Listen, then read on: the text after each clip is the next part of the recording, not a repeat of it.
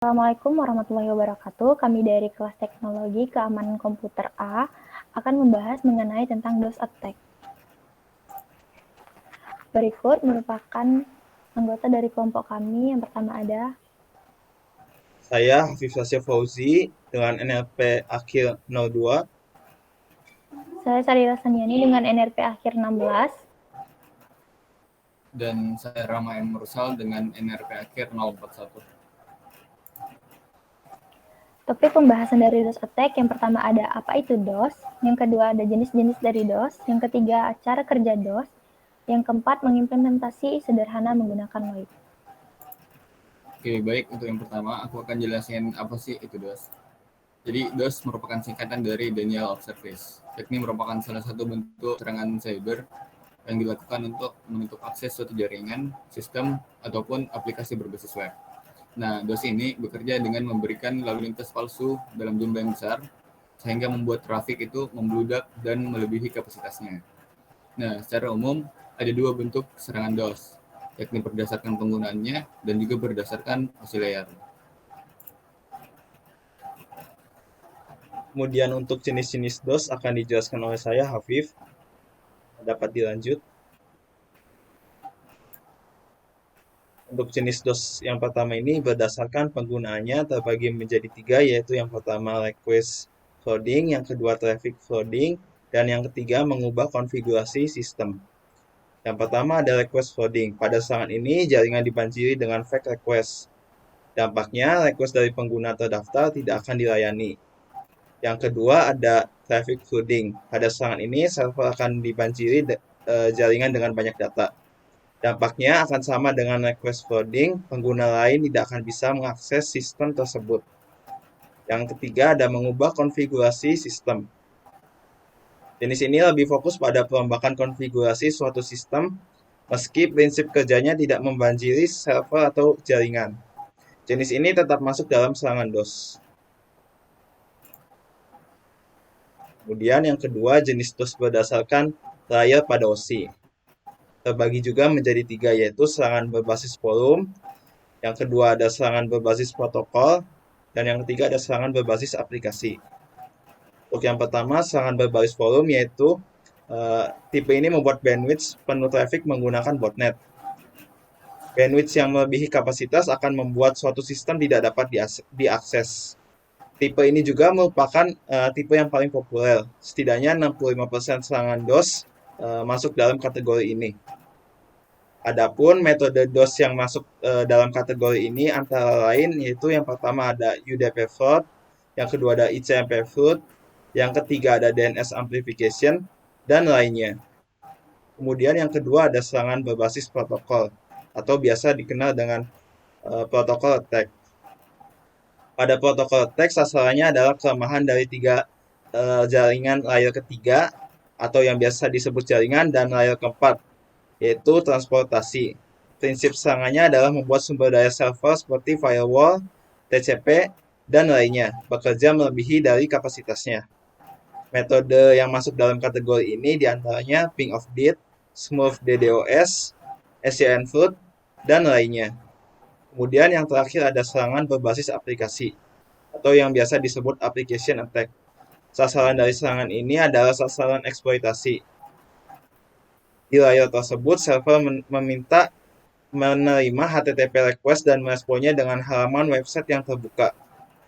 Traffic yang digunakan dalam melakukan serangan ini juga sulit untuk diidentifikasi karena trafficnya tampak seperti traffic organik. Maka dari itu, tipe ini cukup sulit untuk diatasi.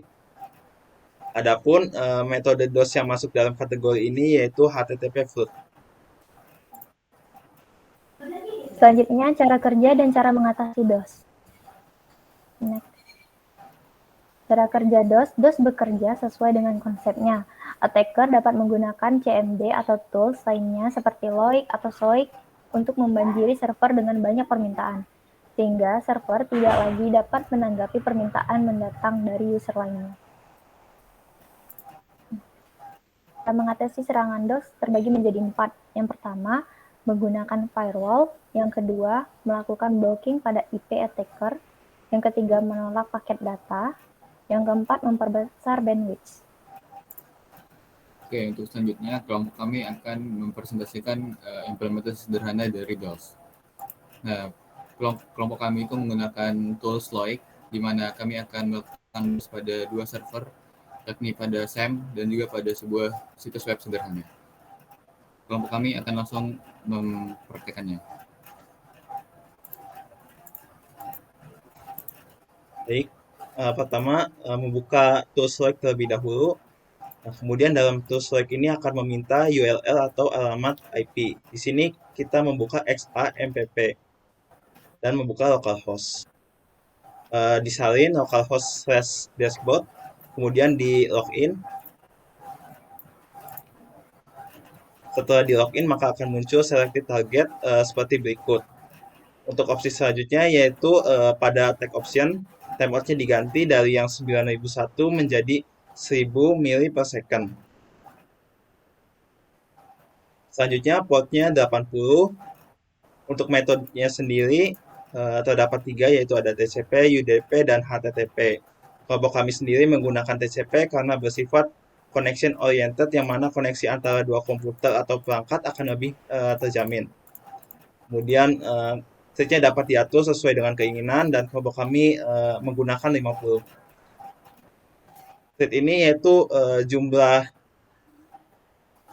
request pada setiap second-nya.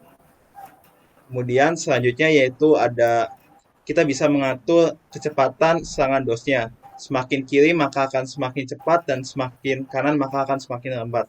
Di sini kelompok kami akan menggunakan yang kiri. Maka serangannya akan semakin atau paling cepat. Kemudian juga TCP dan UDP-nya bisa diatur atau diedit text message-nya. Di sini kami akan mengedit this is DOS attack.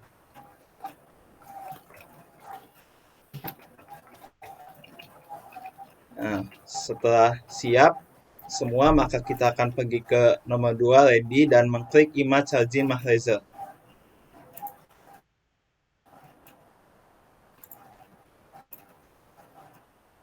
Kemudian kita buka XAMPP control-nya dan membuka log-nya. Nah, kemudian setelah itu terlihat adanya teks seperti this is DOS attack pada waktu dan tanggal yang tadi telah kita lakukan serangan DOS-nya. Jadi pada setiap 1 second terdapat 50 request seperti ini. Untuk menghentikannya, si proyeknya itu dapat diberhentikan floatnya. Selanjutnya kita akan mengimplementasikan DOS pada web. Pertama-tama kita buka dulu webnya yang mau kita serang.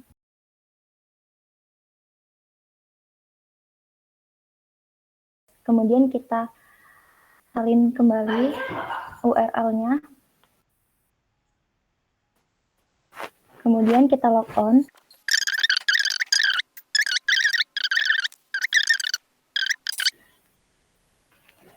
Kemudian kita image charging Mahreza.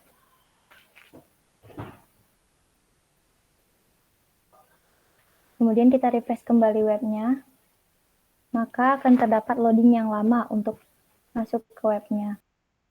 Sekian presentasi dari kami. Terima kasih atas perhatiannya. Wassalamualaikum warahmatullahi wabarakatuh.